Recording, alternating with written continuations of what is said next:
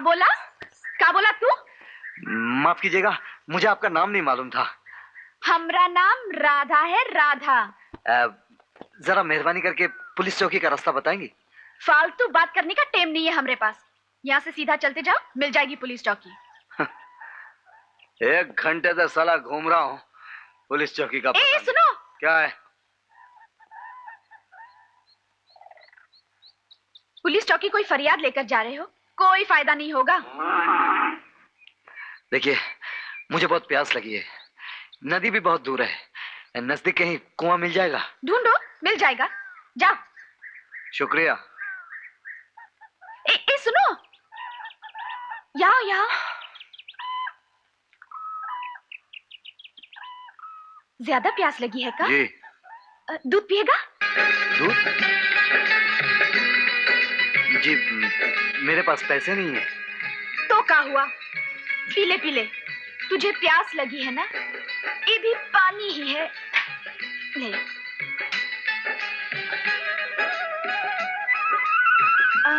यहाँ अजनबी लगते हो, कहाँ ठहरे हो?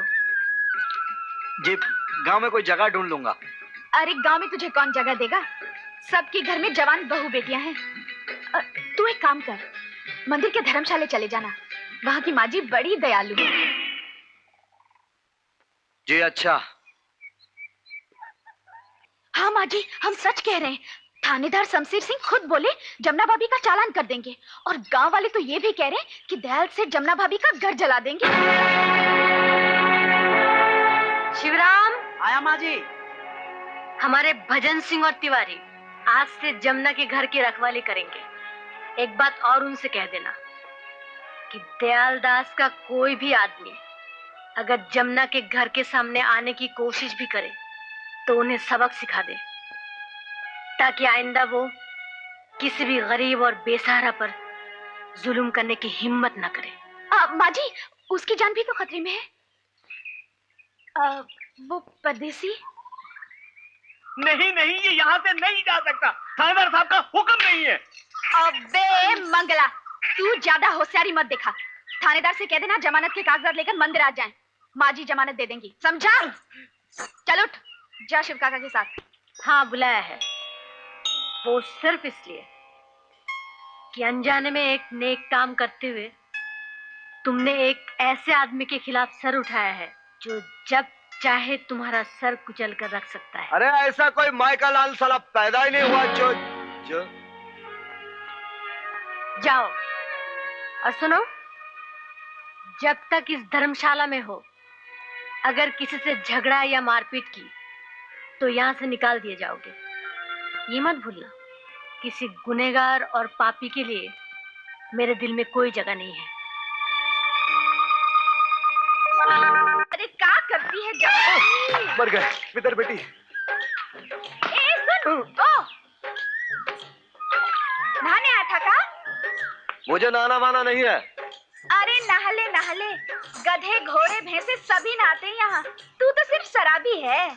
शराबी? कौन शराबी? झूठ मत बोल। ये बता, कल रात शराब के अड्डे हमरे बापू से कोई बात पक्की हुई कि नहीं? कौन सी बात? शादी की, तेरी और हमरी। क्यों? ये सब बातें तुम्हें किसने बताई? अरे और कौन बताएगा, हमरा बापू शराब पी के यही हरकतें करता रहता है। रात को किसी ना किसी शराबी से हमारी शादी पक्की करा देता है, और जब सुबह होती है। अरे हाँ, ये तो बता, हमरा बापू तुझसे सबरी मिलने आया था या नहीं? अरे हाँ, आया था ना, तभी तो जान में जान आई। अरे रात को तो मैं डर ही गया था। क्यों? अरे जबरदस्ती मेरे गले पड़ गया, मैं तो समझा कहीं सचमुच मुझे शादी ना करना पड़े। क्यों, शादी करना कोई बुरी बात है का? अरे नहीं नहीं, बुरी बात क्यों होगी, लेकिन किसी से भी शादी कर लूं। अपना कोई क्लास नहीं है क्या? अबे ओए तड़ी पार शराबी, अपने आप को बड़ा फर्स्ट क्लास समझता है का? अरे राधा, राधा रे, किसके साथ चिपकी है रे? अबे तेरे बाप के साथ, सुअर की औलाद, साला हरामी चरसी। चरसी? और का, साले गाजीपुर के जोतदार के बेटे जग्गू और उसके चमचे हैं सब। साला जग्गू सपना देखत है कि सुभद्रा दीदी से शादी करेगा। क्या? और नहीं तो का। अरे तूने भी तो रात भर यही सपना देखा होगा कि हम तेरी दुल्हन बन गए हैं। अरे गंजेड़ी भंगेड़ी चरसियों की कमी पड़ी थी क्या इस गांव में जो तू भी घुस पड़ा?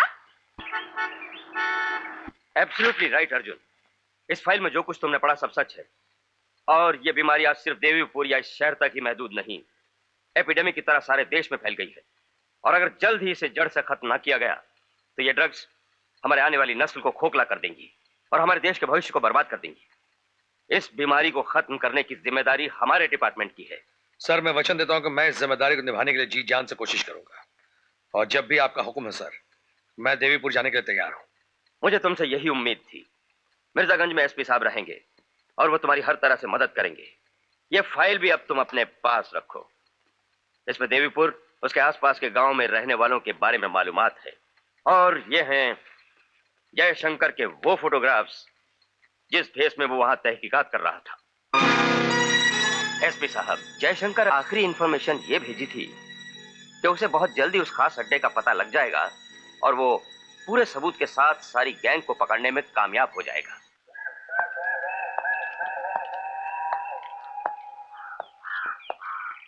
सलाम साहब।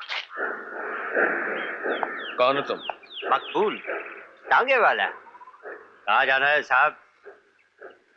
पुलिस चौकी। पुलिस चौकी? हाँ, वो थानेदार शमशेर सिंह है ना, वो मेरे रिश्तेदार हैं। चलिए चलिए, आपको पहुंचा देता हूँ।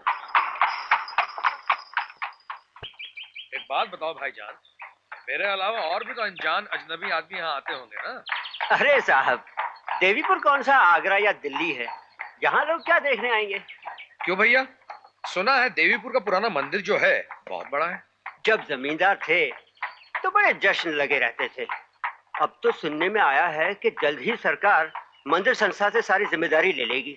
अच्छा, जमींदार चले गए मगर उनके हवेली तो होगी, कौन रहता वहाँ? अब हवेली कहाँ रही साहब, वो तो भूतिया खंडर बन गई है। बस नाम के वास्ते एक चौकीदार है, वो भी लंगड़ा है। गेट के पास एक छोटी सी झोपड़ी है, वहीं रहता है बेचारा अपनी बीवी के साथ। कब आएगी तो चले आ। अरे जरा तांगा रोकना, तांगा रोक। चले आ। देख जग्गू, मुझे कॉलेज जाना है, ट्रेन छूट जाएगी। अरे रानी, क्यों इतनी तकलीफ कर रही है? आजा, आज मैं तुझे पहुंचा देता हूँ कॉलेज। हाँ। टांगा छोड़ दो। Oh, you bastards! क्या हो रहा है? अरे शाका, कौन है बे ये बाहर वाला कुत्ता? बड़ी जोर से भौंक रहा है। जा तो इसे जरा बता दे, जा।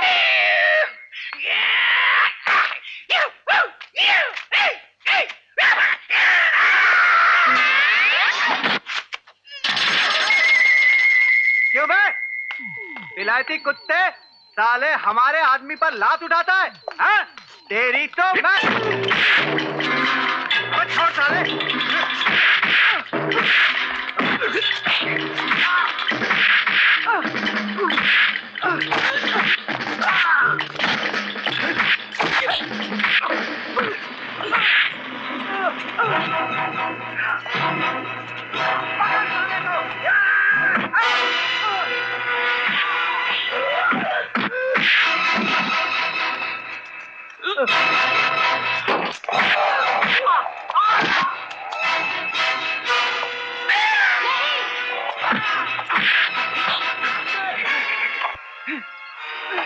कुंग फू कराटे की औलाद, कुंग फू।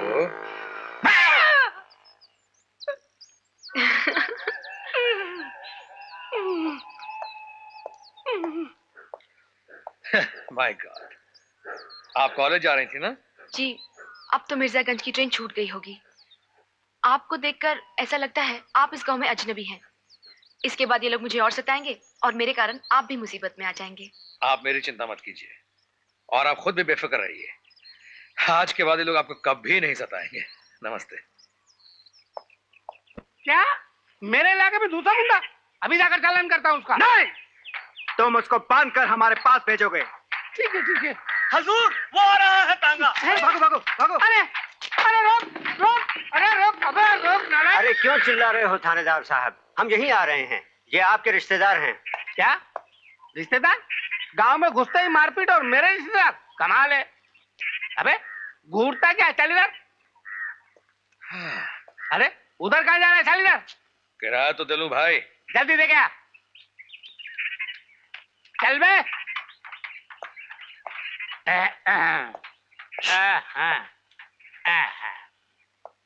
नाम क्या है बे?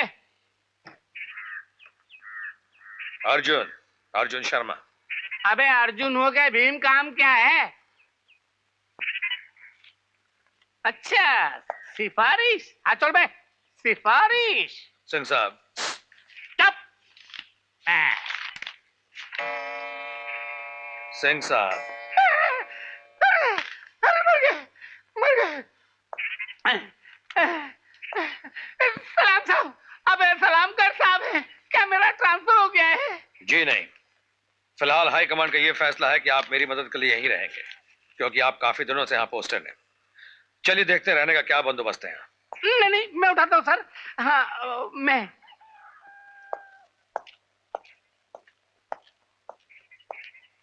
सिंह साहब। जी सर। एक छोटी सी गुजारिश है आपसे। हुक्म कीजिए सर। लोग ना आपसे डरते हैं ना मुझसे डरते हैं। जी सर। लोग अगर डरते हैं तो हमारी वर्दी से, ठीक है सर। और अगर हम उसे भी आधा कर दें तो लोगों का डर आधा नहीं हो जाएगा? हो जाएगा सर। आइए जनाब। अरे बहन जी, ये सवेरे लफड़ा क्या हुआ था? ये जग्गू रहता कहाँ है? क्यों? राधा कह रही थी वो आपसे शादी करने का सपना देखता है। जरा तबीयत पानी पूछ लेता। जी नहीं, आप अपना काम कीजिए। काम हो तब ना करूं। आप कहती हैं अच्छा बनने की कोशिश करो। अच्छा बनने के लिए कोई अच्छा काम तो होना चाहिए। वाह वाह वाह, ये अच्छा काम है। ये क्यों नहीं समझते? ये तुम्हारा शहर नहीं गांव है। ऐसी हरकतों से गांव में मेरी बदनामी हो सकती है। अरे ये तो मैंने सोचा ही नहीं। आपकी तरह पढ़ा लिखा जो नहीं हूं। देखो, जग्गू अच्छा लड़का नहीं है। कभी मिल जाए, लड़ाई झगड़ा तो क्या, उसे बात तक नहीं करना। तुमने मुझे बहन कहा है ना, ये समझ लेना तुम्हें अपनी बहन की कसम है। ठीक है बहन जी, कोई अपनी बहन की कसम तोड़ता है क्या? ये बहन जी, ये माँ जी गुस्से में क्यों रहती हैं? सुना है दयाल सेठ भी माँ जी से डरता है। क्यों नहीं डरेगा? नेक रास्ते पर चलने वालों से बुरे लोग हमेशा डरते हैं। और दयाल सेठ तो शैतान है, शैतान। इसीलिए मुनीम साले का तो ये फिर साला निकल गया, भगा दिया। अपने को बंगले पे नौकरी देने आया था।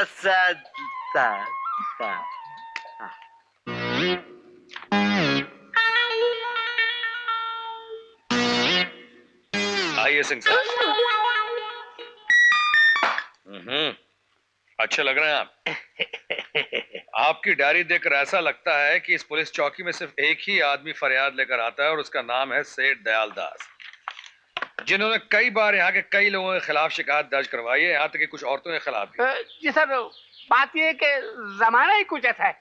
देखिए ना, गरीबों का दिमाग आजकल नेताओं ने आसमान पर चढ़ा कर रख दिए हैं, लेकिन हमारे दयाल सेठ बड़े ही दयालु हैं, बड़े ही नेक। चलिए जी, आपके दयाल सेठ से चल के मिल लेते हैं एक बार। हुजूर। जी न्याय इंस्पेक्टर। हुजूर। हाँ। हुजूर, हुजूर पुराने के साथ नए थानेदार साहब आए हैं। हाँ? ओहो, आपके दयाल सेठ का बंगला तो बहुत ही शानदार है सिंह साहब। नहीं जी अंदर आइए। आइए आइए हजूर, क्या सौभाग्य है मेरे, आप और मेरे इस गरीब खाने में। ऐसे और कितने गरीब खाने बन रहे हैं इस गांव में रामदयाल जी। माफ कीजिएगा हजूर, मेरा नाम दयाल दास है। जी हाँ हाँ, मैं तो भूल ही गया था। सिंह साहब अक्सर कहते रहते हैं कि सेठ दयाल दास बड़े ही दयालु हैं। आप तो मुझे शर्मिंदा कर रहे हैं। देखिए, मैं इस वक्त कुछ खास तहकीकात करने आया हूँ, लेकिन इससे पहले आप इसमें यहाँ दस्तखत कर दीजिए। दस्तखत? पुलिस स्टेशन में शिकायत लिखवाते वक्त फरियादी को इसमें दस्तखत करने की जरूरत पड़ती है। आप और सिंह साहब शायद दोनों ही भूल गए। सिंह साहब, हजूर कौन सी शिकायत की बात कर रहे हैं? जी, वो आपके आदमी अदालत की डिग्री लेकर जमुनाबाई का घर दखल करने गए थे ना। लेकिन सिंह साहब, जमुनाबाई का तो सारा कर्ज मैंने उसी दिन माफ कर दिया था। क्यों गिरधारी? जी हुजूर, और ये बातें बताने हम मंदिर की देवी जी के पास भी गए थे, और सिंह साहब भी तो मेरे साथ थे। लगा मैं तुम्हारे साथ था तो मैं। खैर जाने दीजिए सेठ जी। इस शिकायत में मंदिर की देवी जी के खिलाफ कुछ सीरियस एलिगेशंस हैं कि उन्होंने बाहर के गुंडों के जरिए आपके आदमी को मारा, पीटा और जख्मी किया। ये तो कोई नया गुंडा है, उन्होंने तो पहले से ही 4-5 गुंडे पाल रखे हैं हजूर।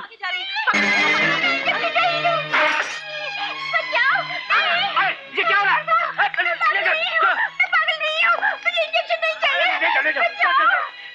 साहब ये क्या हो रहा है? साहब ये घरेलू मामला है, ये मेरी धर्मपत्नी है। हाँ, जा ले जाओ। बेचारी पागल है। इनकी ये हालत कब से हुई? हजूर, जब मेरा बच्चा 6-7 साल का था तो इस दुनिया से चल बसा, तब से इसकी ये हालत हो गई है। हजूर, अगर आपकी तहकीकात खत्म हो गई है तो क्या मैं अपनी पत्नी के पास जा सकता हूँ? हाँ, जा सकते हैं, लेकिन एक बात का ख्याल रखिएगा सेठ जी कि आइंदा अगर अदालत से कोई डिग्री मिले आपको तो अपने आदमियों को लेकर किसी का घर या जमीन दखल लेने मत जाइएगा। हुक्मनामा लेकर आप सीधे हमारे पास आइए। दखल लेकर देने का काम हम पुलिस वालों का है, आपका नहीं। समझ गए आप? चलिए सिंह साहब। चलिए, बड़े डेंजर लोग हैं। देवीपुर का मंदिर ट्रस्ट के आखिरी सचिव शिवनाथ शास्त्री मरते समय मंदिर की सारी जिम्मेदारी गंगा देवी को सौंप गए हैं। 24-25 साल पहले शास्त्री जी इन्हें देवीपुर लेकर आए। मांग में सिंदूर है, मगर इनके पति को इस गांव में आज तक कभी किसी ने नहीं देखा। पिछली जिंदगी के बारे में भी कुछ पता नहीं चला। लगता है शास्त्री जी की बेटी सुभद्रा को कुछ मालूम है। लेकिन राधा का तू ठीक जानती है कि नए बड़े साहब कल सवेरे इस गांव में आए हैं। लो, तो हम क्या बोले हैं इतनी देर से? कल जब हम पुलिस चौकी दूध देने गए तभी ना मिले उनसे। हमसे पूछा तुम कौन हो, हमने कहा हम राधा हैं, यहाँ दूध देने आते हैं। तभी उन्होंने उस कमबख्त शमशेर सिंह से पूछा कितना दूध लेते हो। हमने कहा उससे क्या पूछा था, हमसे पूछो हमसे। कभी 2 सेर का घाटा, कभी 5 सेर का घाटा। ये सुनते ही वो हैरान हो गए। पूछा घाटा? हमने सब साफ साफ कह दिया कि शमशेर सिंह कहता है अगर पुलिस चौकी से दूध देकर पैसे लिए तो वो गैर कानूनी होंगे। ये सुनते ही उन्होंने शमशेर सिंह को घूर के ऐसा देखा कि वो तो चूहा ही बन गया। फिर उन्होंने हमसे कहा कि अगर तुमने दूध देकर पैसे न लिए तो वो गैर कानूनी होंगे और लोग उसे रिश्वत कहेंगे। रिश्वत? हाँ बुआ, मुझे तो लगता है ये वही आदमी है।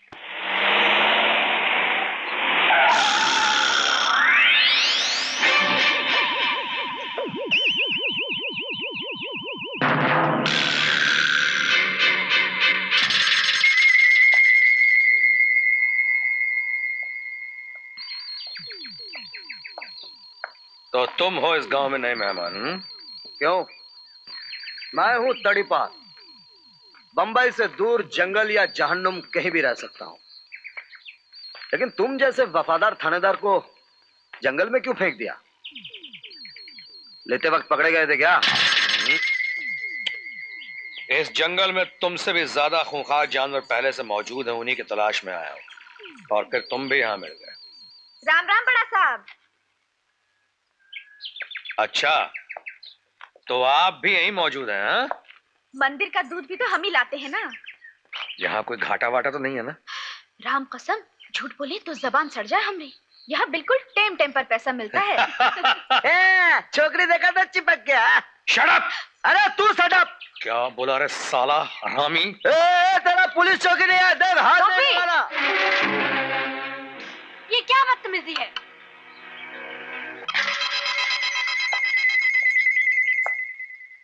तो आप ही इस मंदिर के देवी जी हैं? मंदिर की देवी तो राधिका जी हैं, मैं तो सेविका हूँ। चंद सवालों का जवाब चाहिए मुझे। आइए। क्यों रे, एक दूसरे को पागल कुत्ते की तरह काटने क्यों गए थे? हाँ, चल चल अपना रास्ता देख। रास्ता नहीं तो क्या तेरा मुंह देखेंगे? सारा टेम खराब कर दिया हमरा। हाँ? लगता है गोपी को आप पहले से ही जानते हैं। जी हाँ, बंबई से उसे मैंने ही बाहर निकाला था, लेकिन गांव अगर पता चला कि ऐसे लोगों को बुला कर यहां रखा जाता है। ये मंदिर है, भगवान का घर।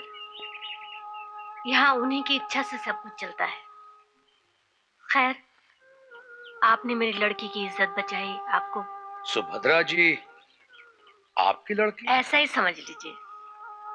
बचपन में इसकी माँ चल बसी थी, तब से मैंने इसे पाल पोस कर बड़ा किया है।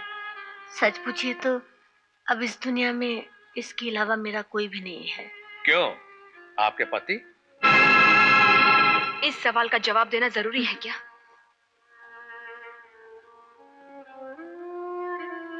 24-25 साल में ये सवाल मुझसे किसी ने नहीं पूछा, इसलिए जवाब देने की जरूरत नहीं पड़ी। मेरे पति हैं, लेकिन कहाँ हैं, कैसे हैं, ये मैं नहीं जानती। और एक जवाब मैं बगैर सवाल के ही दे देती। शायद मेरा एक बेटा भी है। शायद इसलिए कह रही हूं कि मुझे पता भी नहीं है कि वो जिंदा है या नहीं।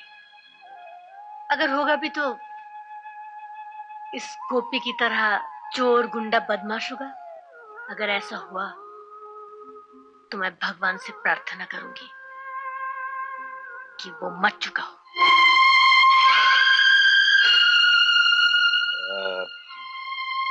अच्छा, मेरा मेरा मेरा ख्याल है कि मैं किसी और दिन।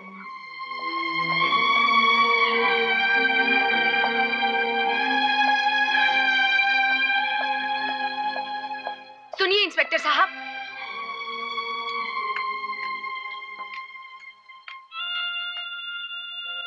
आपके ये गलत सवाल ने बुआ जी के दिल में दबे हुए कितने बड़े दर्द को फिर से जगा दिया, ये आप नहीं जानते। आइंदा अगर आपको किसी सवाल का जवाब चाहिए तो मुझसे पूछिएगा। देखिए, बात यह है कि मुझे एक बड़ी भारी जिम्मेदारी देकर इस गांव में भेजा गया है। मुझे एक खास आदमी की तलाश है जिसे आप भी जानती हैं। जी, मैं? जी हाँ, आप।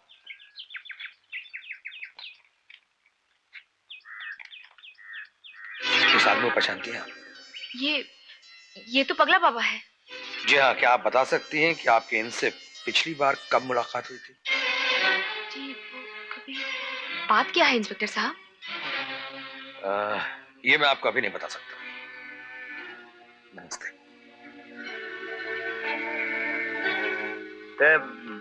वो फोटो मैं देख सकता हूँ? Shut up! ये पुलिस का राज है। हर गैर गुंडे बदमाश को नहीं दिखाया जा सकता। अरे जा अपने राज को लेकर अचार डाल, साला खड़ू कहेगा। अरे गाली क्यों देते हो? वो तो पगला बाबा की तस्वीर है। इसीलिए तो देखना चाहता था। उस रात नारियल बाग में जो कुछ भी देखा था, कहीं उसमें वही आदमी तो नहीं था? क्या? तो तुमने इंस्पेक्टर साहब को बताया क्यों नहीं? क्यों बताऊं? मरे साला, ढूंढता फिरे जंगल जंगल।